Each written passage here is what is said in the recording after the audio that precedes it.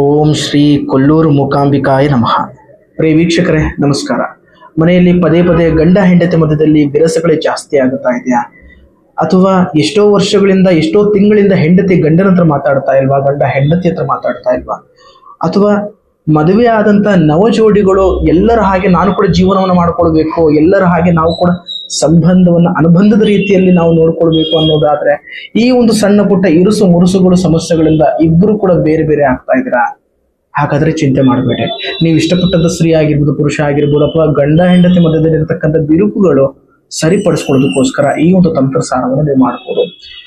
ಮುಖ್ಯವಾಗಿ ವೀಕ್ಷಕರು, ಈ ಒಂದು ತಂತ್ರಸಾರವನ್ನ ಒಳ್ಳೆಯ ಉದ್ದೇಶ ಇಟ್ಟುಕೊಂಡೇ ಮಾಡ್ಬೇಕಾಗ್ತದೆ. ಇದರಲ್ಲಿ ಯಾವುದೇ ರೀತಿಯಾದ ಕೆಟ್ಟ ಉದ್ದೇಶ ಇದ್ದಿದ್ದಾದ್ರೆ ಖಂಡಿತವಾಗ್ಲೂ ಕೆಟ್ಟ ಪರಿಣಾಮಗಳು ಕಟ್ಟಿಟ್ಟಬರುತ್ತೆ. ಈ ಒಂದು ತಂತ್ರಸಾರವು ಎಲ್ಲಿ ಮಾಡಬೇಕು, ಹೇಗೆ ಮಾಡಬೇಕು, ಅಥವಾ ಯಾರೆಲ್ಲ ಮಾಡಬಹುದು ಅನ್ನೋದಕ್ಕಿಂತ ಪರಸ್ಪರ ಗಂಡ ಹೆಂಡತಿ ಮಧ್ಯದಲ್ಲಿ ಅಥವಾ ದಂಪತಿ ವಿಚಾರದಲ್ಲಿ ಏನಾದರೂ ಸಮಸ್ಯೆಗಳಾಗಿದ್ದಲ್ಲಿ ಮಾತ್ರ ಈ ಒಂದು ತಂತ್ರಸಾರಗಳು ಆಗಬಹುದು ಅಥವಾ ಮಾಡಬಹುದು.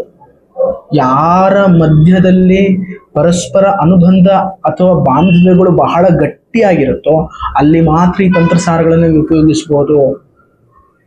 ಹಾಗಾದ್ರೆ ವೀಕ್ಷಕರ, ಈ ಒಂದು ತಂತ್ರಸಾರಗಳನ್ನ ಯಾವ ರೀತಿ ಮಾಡಬೇಕು ಅಂತ ಆದ್ರೆ, ನೀವು ಬ್ರಾಹ್ಮಿ ಮುಹೂರ್ತದಲ್ಲಿ ಒಂದು 1/4 kg ಅಕ್ಕಿಯನ್ನು ಯಾವುದೇ ದಿನ ಆಗಿಬಿಟ್ಟು ಪರವಾಗಿಲ್ಲ, ಯಾವುದೇ ದಿನದಲ್ಲಿ ಈ ಒಂದು ತಂತ್ರಸಾರವನ್ನು ನೀವು ಮಾಡಬಹುದು.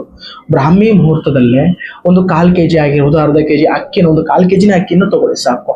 1/4 kg ಅಕ್ಕಿಯಲ್ಲಿ ಅನ್ನವನ್ನು ಮಾಡಿಕೊಂಡು ಆ ಒಂದು ಅನ್ನಕ್ಕೆ ಹಾಲಾಗಿರ್ಬೋದು, ತುಪ್ಪ ಆಗಿರ್ಬೋದು, ಸಕ್ಕರೆ ಆಗಿರ್ಬೋದು, ಬಾಳೆಹಣ್ಣು ಆಗಿರ್ಬೋದು, ಇದೆಲ್ಲವನ್ನು ಕೂಡ ಮಿಶ್ರಣ ಮಾಡಿ ಒಂದು ರೊಟ್ಟಿಯನ್ನ ತಗೊಳ್ಬೇಕಾಗ್ತದೆ. ಈ ರೊಟ್ಟಿಯನ್ನ ತಗೊಂಡಾದ ನಂತರ ಅದು ಜೋಳದ ರೊಟ್ಟಿ ಆಗಿರ್ಬೋದು ಅಥವಾ ಗೋಧಿಯ ಚಪಾತಿ ಆಗಿರ್ಬೋದು, ಈ ಒಂದು ರೊಟ್ಟಿಯ ಮೇಲೆ ಅಥವಾ ಈ ಚಪಾತಿಯ ಮೇಲೆ ನೀವು ಇಷ್ಟಪಟ್ಟಂತ ವ್ಯಕ್ತಿಯ ಹೆಸರನ್ನ ಬರೆದು ವೀಕ್ಷಕರೇ, ಅದರ ಮೇಲ್ಗಡೆ ಆ ಒಂದು ವ್ಯಕ್ತಿಯ ಹೆಸರನ್ನ ಬರೆದು ಮಿಶ್ರಣವಾದಂತ ಒಂದು ಹಾಲು, ತುಪ್ಪ, ಸಕ್ಕರೆ, ಬಾಳೆಹಣ್ಣು ಇದೆಲ್ಲ ಮಿಶ್ರಣವಾದಂತ ಒಂದು ಅನ್ನವನ್ನ ನೀವು ಆ ಒಂದು ರೊಟ್ಟಿಯ ಮೇಲೆ ಹಾಕಿ ಆ ಒಂದು ರೊಟ್ಟಿಯನ್ನ, ಅನ್ನ ಮಿಶ್ರಣವಾದಂತ ಆ ಒಂದು ರೊಟ್ಟಿಯನ್ನ ಹೊರಗಡೆ ಹೋಗಿ ಯಾವುದಾದ್ರೂ ಒಂದು ಕರು ಇರುವಂತಹ ಹಸುವಿಗೆ ನೀವು ಅದನ್ನ ಕೊಡ್ಬೇಕಾಗತ್ತೆ. ಅದನ್ನ ಸೇವಿಸಿದ್ದಂತಾದ್ರೆ ಮನೆಯಲ್ಲಿ ಇರತಕ್ಕಂಥ ದಾಂಪತ್ಯ ವಿಚಾರದಲ್ಲಿ ಇರತಕ್ಕಂಥ ಸಮಸ್ಯೆಗಳು ಅಥವಾ ಗಂಡ ಹೆಂಡತಿ ಮಧ್ಯದಲ್ಲಿ ಇರತಕ್ಕಂಥ ವಿರಸಗಳು ಶಾಶ್ವತ ರೀತಿಯಾಗಿ ಪರಿಹಾರ ಆಗ್ತದೆ.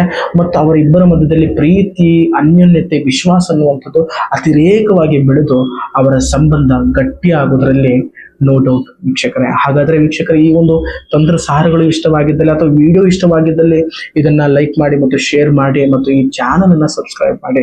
ಹಾಗಾದ್ರೆ ಇದ್ರ ಬಗ್ಗೆ ಇನ್ನೂ ಹೆಚ್ಚಿನ ಮಾಹಿತಿಗಳು ಬೇಕು ಅಥವಾ ಬೇರೆ ಒಂದು ಕ್ವಶನ್ ಇದೆ ಗುರುಗಳೇ ಅಂತ ಆದ್ರೆ ಕೆಳಗಡೆ ಸ್ಕ್ರೀನ್ ಮೇಲೆ ಕಾಣಿಸ್ತಾ ಇರುವಂತಹ ನಂಬರಿಗೆ ನೀವು ಕರೆ ಮಾಡಬಹುದು ಮತ್ತು ಶಾಶ್ವತ ಪರಿಹಾರಗಳನ್ನು ಕೂಡ ಕಂಡುಕೊಳ್ಬಹುದು. ನಮಸ್ಕಾರ.